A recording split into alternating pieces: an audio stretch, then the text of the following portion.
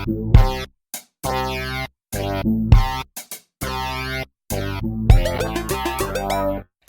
and welcome to episode 2 of the Inexperienced Podcast with me, Connor Gilmore.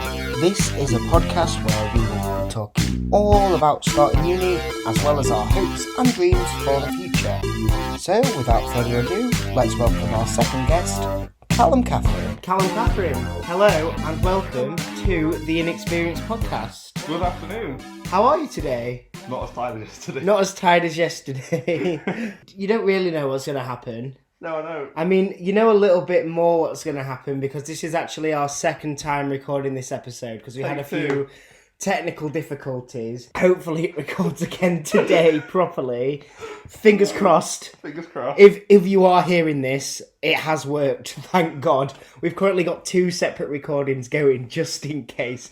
We almost had a third, but we'll see how it goes. So, we'll need that first. Anywho, welcome to the Inexperienced Podcast. As I said, it's lovely to have you here again. We're going to go straight into it and ask what apparently is the most important question to ask a student before they go to uni, which is, name your poison. What is your drink of choice? A good cup of Yorkshire tea. Very nice. You've already finished your drink. Yeah. You've only been here 5 minutes and Callum's already finished a cup of tea, but was it a nice cup of tea? It was lovely.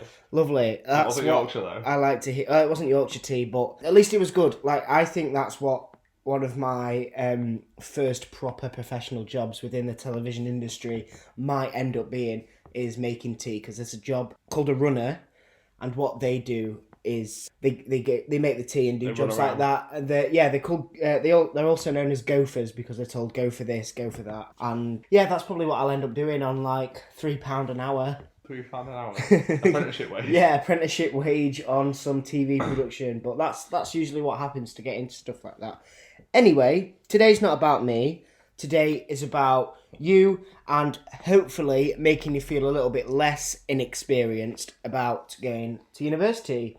So we'll start where we are today. What have you just finished your A-levels in? I did and finished A-levels in maths, physics and computer science. And did you enjoy them? No, not really. No. Maybe not the best of starts, but They were fine. What do you hope on studying next year? Computer science. Computer science, lovely. Yeah. Where do you want to go from that? Lincoln. And then into teaching. Oh, nice, into teaching. All at Lincoln. Cool. Best uni. The best uni. I've heard it's quite good for computer science, though, to be Apparently fair. so. And Lincoln's got a very good student life, I hear. Apparently so. So, yeah, what sort of things will you be studying on that course? A bit of programming, some basics, just like the same stuff we cover at A-level to get people up to the same standard. Oh, nice. All right. Easy. I hope. He says. And you say you want to go on to do teaching. Yeah. That should be an interesting job. Do you think you'll be a good teacher? No, probably not. Have you ever had like a really, really bad teacher who you've really hated and you've like, had to teach yourself the course? Yeah, pretty much A-level computer science. Oh, we'll not name the Okay. teacher in He's case we get a not too GDPR bad, claim. but Oh, okay, fair enough. But I have looked up some facts on computer science, and I've got 2 ones that I think are quite interesting. The first one is that computer science graduates, on average, have the highest starting salaries. Yeah, so, I mean, you're going into teaching, so that might be a little bit different. But yeah, maybe I should have studied computer science. I might get a bit more. get that future. dollar.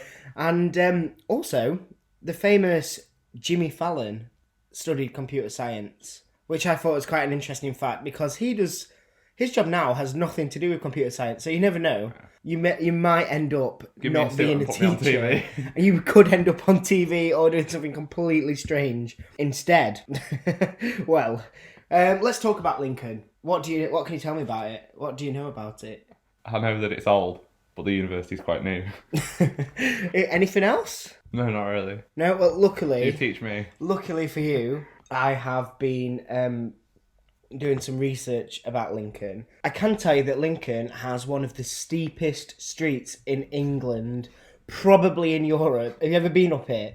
No, but I've heard of it. It's the only street I can recall walking on that is so steep that they have to have 2 handrails for you to like pull yourself up. Oh, it's so funny watching like a lot of the old people going up there because they get halfway and like, not even just old people, like younger people as well, getting halfway and then just getting absolutely knackered. Just imagine that drunk uni student sliding down it. Could you imagine like when it snows, like sliding, like skidding down there or going down on a sledge? I mean, it's round a bend, so you might go into even better. But that'd be a lot of fun. There is a sweet shop halfway up, which must get a lot of business because of people wanting to have a rest halfway up. But it's nice. It's like a traditional sort of sweet shop. But when you get up to the top of the street, that's where like the famous cathedral is and the prison. I've been in the prison once. It was really, really cool because it was actually a prison. And they've like converted it into a museum, and you can run around there and Well, not you can look around there and view the things that are there to be viewed. But no, it's quite interesting. I remember I took a lot of photos in there, and it's right within like the castle bit as well, which reminds me a lot of about York. Interesting fact: the Lincoln graduation ceremony goes between the castle and the cathedral. Like up that street, I don't think you don't walk up that street, but like you have to go up there to get to at the end. Oh wow! So all the uni students up that street. I can imagine a massive herd of like third years just like trying to climb over each other because it's not a very big street, is it? No, that's not the only way up there, but it's all up there. So. But no, I love Lincoln as a city. Never been once. You've been to the university. I think you should probably go in summer and explore a bit more before you go there because there is a lot to see, and especially for someone like me who's a photographer, it's a really great place to go and just like walk around and see what you see because there's so many different things there. So, I think you'll have a really good time in Lincoln. I hope you do. I hope I do. You've just got to make some friends, haven't you, Callum? Oh, good luck. And, it's like a new chapter of your life, I suppose, in a way, isn't it? I guess so. Talking of new chapters, I was sorting out a lot of my old stuff from when I was younger over the past couple of days just to have a clear out, as you do. And it got me feeling quite nostalgic. Just thinking about all the main big events of my childhood. So what I wanted to talk about was like the point in your childhood which you felt the proudest. All right? So this could be like anything from coming first on sports day, which I doubt ever happened for you. I never did sports day. Or finally becoming potty trained, which still has never happened for you. Or like, you know what I mean? Something that's very small, but at the time felt very big and very important. Is there anything like that you can remember? Or what first comes to mind when someone asks you to think about your childhood? This is a hard one. Gotta make me think. Didn't plan to think. I know. Well, unfortunately, this podcast is full of unusual surprises. So that's the first one. You have to do a small bit of thinking. One thing that comes to mind is a few years ago. Year 9, 10. No, okay. 8, 9. 9. Must be year 9. I built my own computer, which sparked my passion for computer science. Was that where it started then? I think so. I hope so. Okay, so tell me the story of that. How did that occur? YouTube basically helped a lot, and I watched people do it on YouTube and thought, this is something I want to do, and then I saved up for months. All right. Put my money in. So in a way, you're self-taught. Yeah. But via tutorial, like you didn't do any formal stuff. So talk me through that day when you first started to build your computer. I was actually ill. Like, I went to school. Oh, okay. And I had a lesson. I think it was a computer science lesson, actually, so it must have been year 9. And I just felt violently sick. I remember going and asking to go home, and then my mum picked me up. I went home, and there was a note through the door saying that the parts had been delivered to my neighbour because no one was in. So I was in. I went round to my neighbour, got the parts and built it with a sick bucket next to me. Oh. In case I threw up. And how long did it take to build? About 3 hours with a lunch break in between. 3 hours, is that it? I thought it would take longer to build a computer. It takes people on YouTube half an hour. Flipping it. I mean, the Chinese people in China, I watched a Canadian do it. they'll be able to do it in 30 seconds in the sweatshops. I don't know if we can say that. Is that insensitive? Shall we cut that out? We may cut that out. If it's cut out, it's cut out. then you won't have just heard what we just said. All this. All this. Right, okay, with that point, we are going to try and move on now. My biggest childhood memory from the past 18 years is actually to do with something that I've brought with me to our lovely studio today. And I've got it here. I'm going to show you, and I want you to say what it is to our listeners, okay? So there's two of them. Here they are. What are they? They are Blue Peter badges. Blue Peter badges, yes. I've got a tiny bit of a story behind these two, which I've got here. The first one I made like a presentation all about a trip that I went on to the University of Sheffield, which was all about biology and medicine and all stuff like that. So I thought, I've got to tell Blue Peter about this. This is so cool, going to a big university where there was like big people there. And I remember feeling like mind blown the fact that university was a thing. Because like coming from a primary school with like a couple of 100 people and then going to a uni with tens of thousands of people there, like absolutely blew my mind. So I had to tell Blue Peter about it. So that's why I got my blue badge. And then my silver badge I got for doing like a stop motion animation thing, and it was actually to do with Doctor Who. I made a tape measure look like a TARDIS, and I'll try and find the video and post it to the Instagram if I can find it. On the ground. It's quite funny. It's terrible, but it got me a second badge. Fair enough. I've also got a sports badge, which is what you get for introducing someone to a new sport, and a purple one, which is for reviewing a show, Blue Peter. As you can tell, I used to be a very, very exciting child who did all of the coolest things. Still no green badge. Still no green badge because who cares about the turtles? I'm only joking. Save the turtles. I care about the turtles. Please do not use plastic straws and all that gubbins.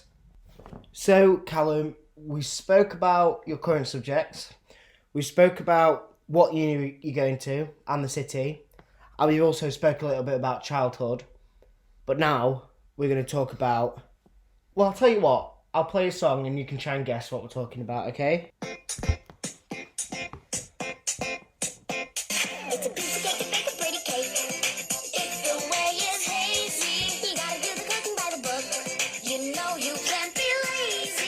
So, Callum, what do you think we're talking about?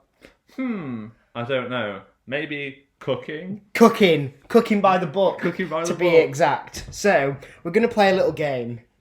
There's a podcast, a really, really famous one from the BBC called Desert Island Discs, right?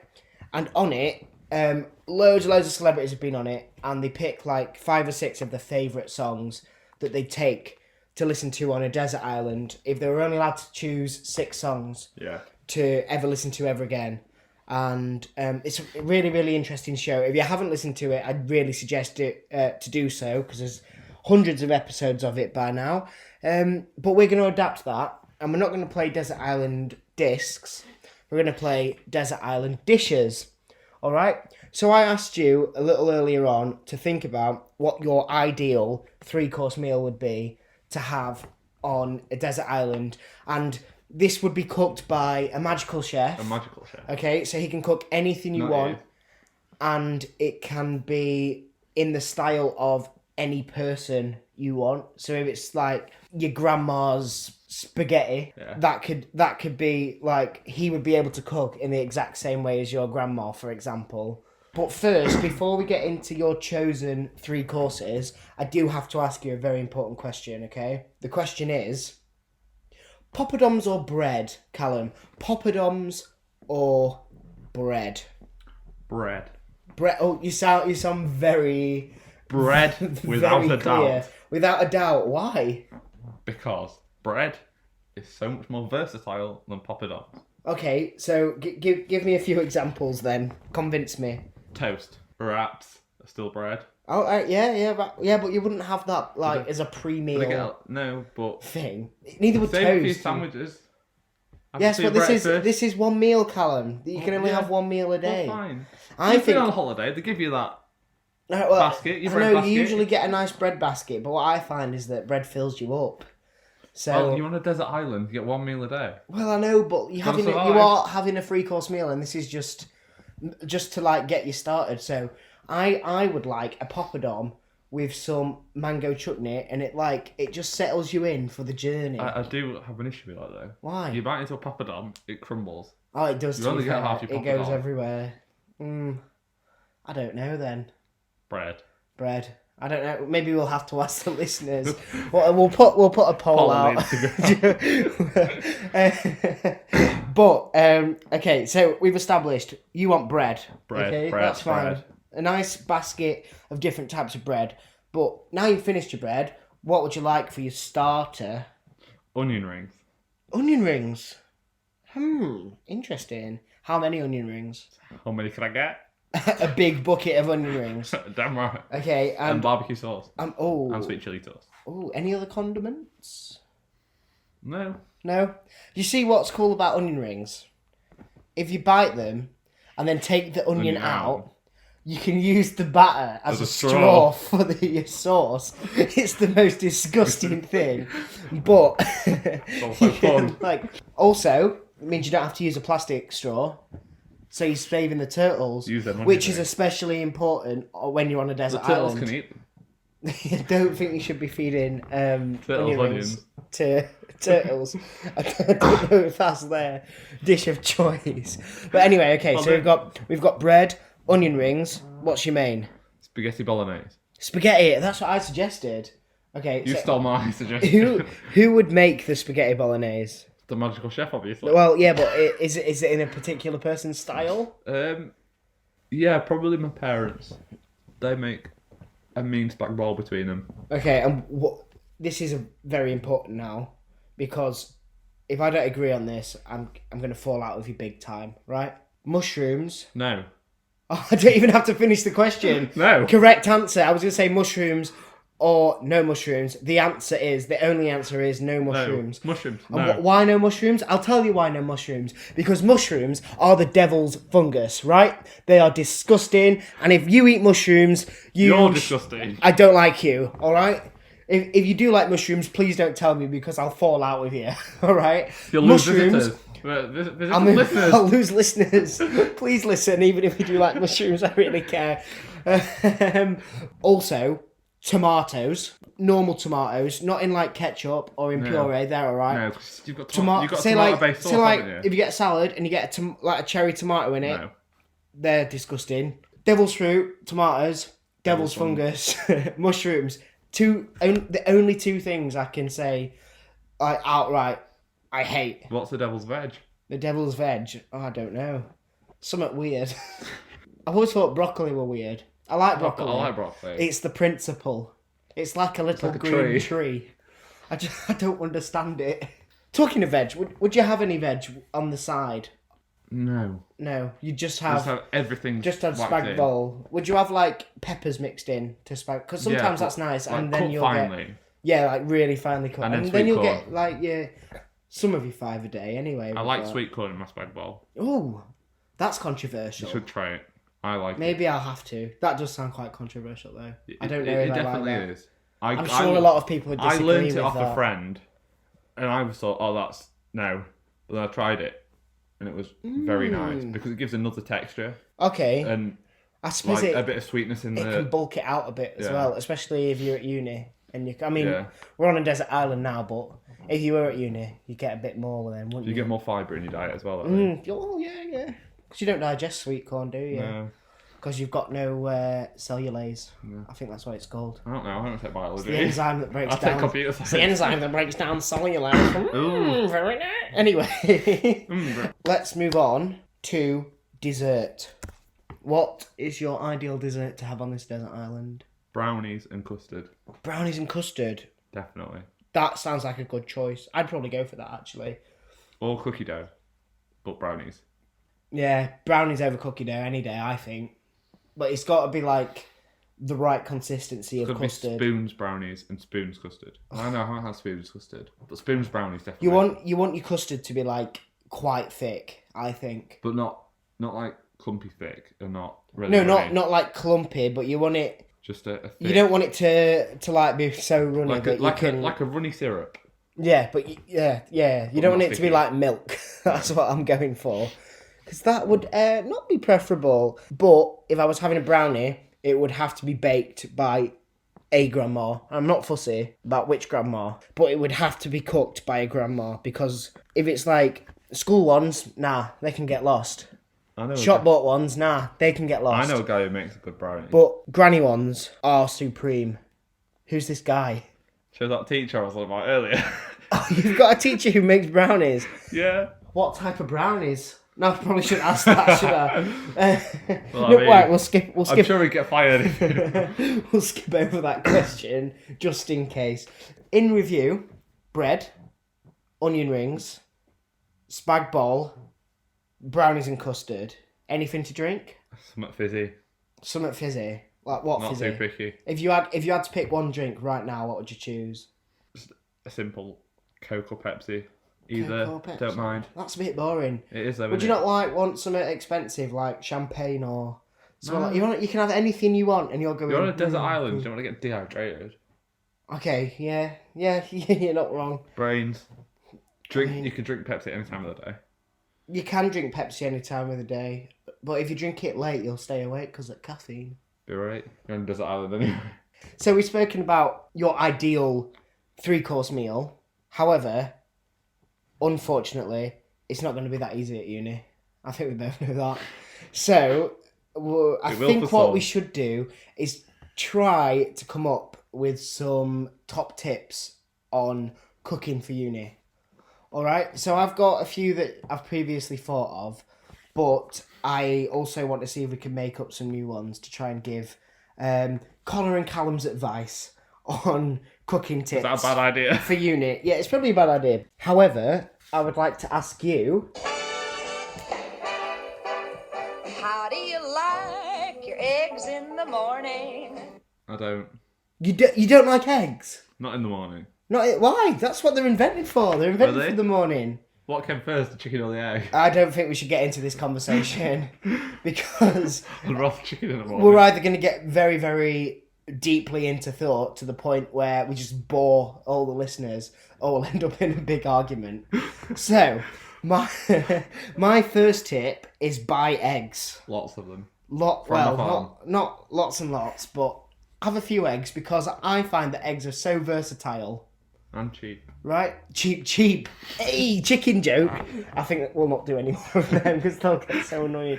But yeah, they're cheap and you can cook an egg in like 2 minutes and then you've got a little bit of protein in there. Ooh. You can chuck it in a sandwich for your lunch. You can whisk it up, have some scrambled egg, make an omelette, do that. Fry it. You know, you can boil it. Get a little bit of flour, get a little bit of oil, get a little bit of water, make yourself some pancakes, eh? Ooh. Yorkshire puddings. Yorkshire puds. Although it's probably easier to buy them or use a packet mix. However, they don't last really long, but they last long enough to use them. Although stuff that does last really long is stuff like frozen veg, frozen meat, well, just frozen anything, I suppose. But like frozen bread. Frozen bread, yeah. I mean, yeah, because then you could just like take one slice out. Just take it out, toast it. I mean, because if you get a big bag of bread, you're not going to eat that all. No. Well, I mean, some people might. Or if you're going away for like Christmas and you bought a loaf, yeah, freeze half your loaf, and then a lot of toasters have like a defrost setting, don't they? I think so. For like toasting toast from frozen. Well, I mean, it depends how good your toaster is, doesn't it? But like. What I think I'll do is, again, another tip, batch cook. Definitely. And, like, if I get a spare day, I'll maybe cook 2 or 3 different dishes in bulk at once. And then freeze loads and, like, just fill up the freezer full of different meals. And then, like, on a morning, you can just pick out what you want, and you've got a little bit of a choice then as well. You're not, like, having the same thing every day. And let it defrost, and then by the time you get home after uni, all you've got to do is, like, heat it up, and then there's a meal for you. And so there's less work to do in an evening, because you won't want to cook every single day, will you? No. Anything that you can think of, Callum, tips-wise? Sharing is caring. Sharing is caring. Cook between a flat, if you can. Okay. You can put money in for a portion. One person will go out and cook that meal, and you could do it weekly, daily, depending on your flat. So one person. Yeah. I mean, it depends. It depends on the flat and situation. It depends how nice your flatmates are. But it would work out cheaper, because if you had more money as your starting point, it means you'd be able to buy bigger, like, multi-packs and stuff. Yeah.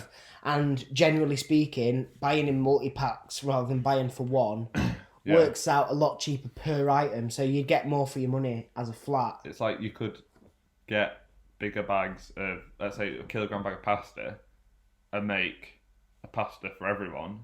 Yeah, rather than buying a small bag of pasta for just you.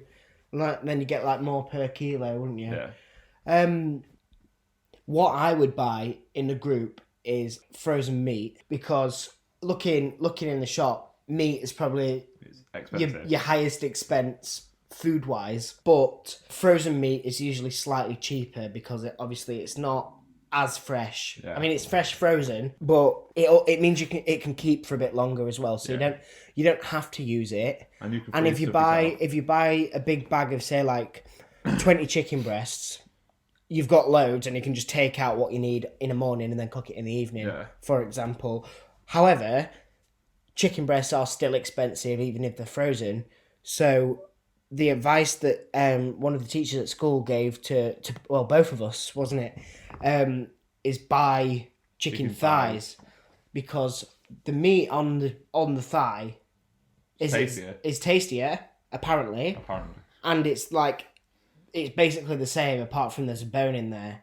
It's more effort. If you don't mind hacking away at the meat to get the bone out, then you've got a good, nice piece of chicken for a slightly cheaper price. Yeah, save about a couple of quid per. Yeah, and like you can do so much for chicken. Like that to me is the main thing to buy. Buy thighs, debone them all, freeze them as fillets. Yeah. Just like chicken thigh fillets, and then you can do anything with them. Like, you can just have, like, chicken on its own. You can stick it in a stew. What else can you do? I mean, I'm saying that there's loads of stuff. I'm trying to think of things you can do with chicken. Fajitas, yeah. And that brings me on to another tip, which is buy a George Foreman. Yeah. Right? Because you can cook anything on a George Foreman. They are very cool, I think. I tend to enjoy using mine at home now. But they're also good as, like, a panini press, or good for making fajitas and stuff like that. And they're also easier to clean. Yeah. You just got to, like, wipe them down, and that's it. But, like, white goods like that are important, but you've got to know what your uni are going to provide for you if you're staying in halls, and what flatmates are bringing, because you don't want to end up with, like, 6 kettles, 10 toasters. Because some of my accommodation takes 10 people per flat. 10 people per flat. Or 12. My flat's going to be 5 people per flat, but to do 6, 8, 10, and 12. Like, imagine turning up there on, like, your first day and you realise you've got 10 kettles. It's like, what would be the point in that? However, say if the flat had, like, 1 or 2 kettles, I would still personally have a kettle. Bring my own kettle. And that is, one, because I enjoy tea, and I don't want to have to wait to make a cup of tea. But if there are people fighting over the kettle, you can start renting it out.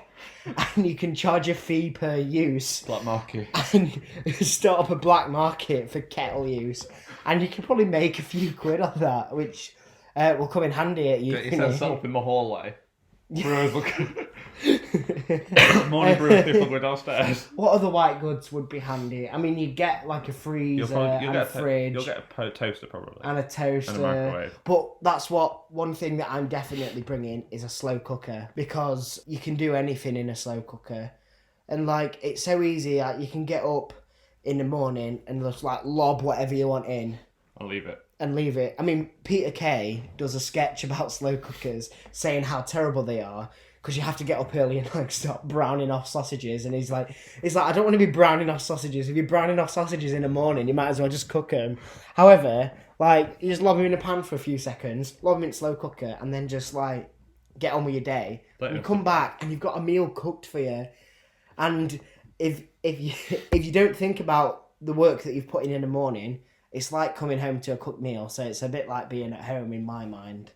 The main thing I would cook in a slow cooker, which may sound weird to you, may sound weird for the people listening at home, is to do with gammon, right? You get a gammon joint, lob it in there. Is this a Diet Coke one? Yes. Do you know, it is gorgeous. And it sounds so weird, doesn't it?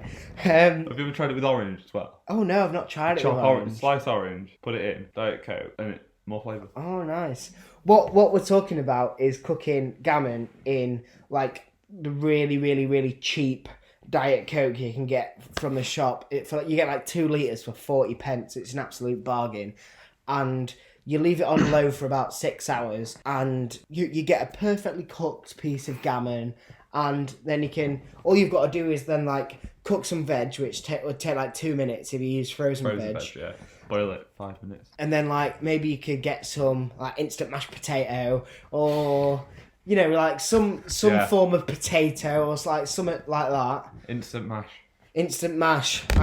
I live for instant mash. I'm not too much of that in my day. And then if you get a big gammon joint, they're not always the cheapest, but it will last you, because once you cook gammon, you can keep it for about a week, as long as you store it properly. And then you can use it for sandwiches, you can use it for other meals, you could like mix it in with other stuff. I mean, gammon is maybe not the first thing you think of mixing it in with other meals, but I suppose you could. Yeah. There'll be definitely you can do like a stew with it afterwards. Or whatever. Yeah, like gammon stew does sound weird, but no, I'm sure if you Google it, there'll be loads of other recipes that you can do with cooked gammon.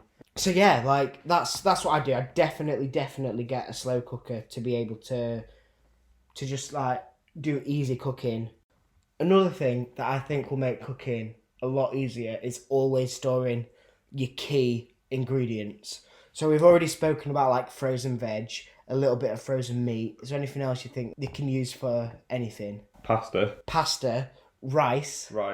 And you can get, you know, like Uncle Ben's rice, like instant rice like that is really convenient. Yeah, and it's quite nice. There's a lot of shop's own ones, like Sainsbury's own, Tesco's own and all that, which is equally as good, and it's about half the price as Uncle Ben's. And if you thrift it and you look out for it, you can almost always find at least one supermarket who's got like a multi-buy deal on stuff like that, which means you'll end up saving a lot of money. Get spices and herbs, because you can flavour stuff. Oh yeah, because I mean, like, you can stick if you are buying cheap stuff, you can give it more flavour and then make it a bit more exciting. And then if you do fall into that trap of having a similar meal for a couple of days in a row, you can throw different spices on there and then like mix it up a bit and make it feel a little bit more exciting. To stop yourself falling into those trends, I think everyone should consider making a meal plan. And not everyone will agree on this, because I know a lot of people like to be spontaneous. I wouldn't stick with the meal plan. But I think I'm going to start with one, get to know my own skills as a cook, and then build on it, learn a bit more, and then be able to change it, mix things in, mix things out, and start not experimenting, but, you know, like trying new stuff and trying meals that may be a bit more complicated to cook, but will taste nicer. I think I'm going to take a series of recipes that I know how to cook. So it's not a plan. I'm not going, I'm having this. Yeah, well, I mean, that's another tip. Bring like student cookbooks, especially ones that are specifically targeted.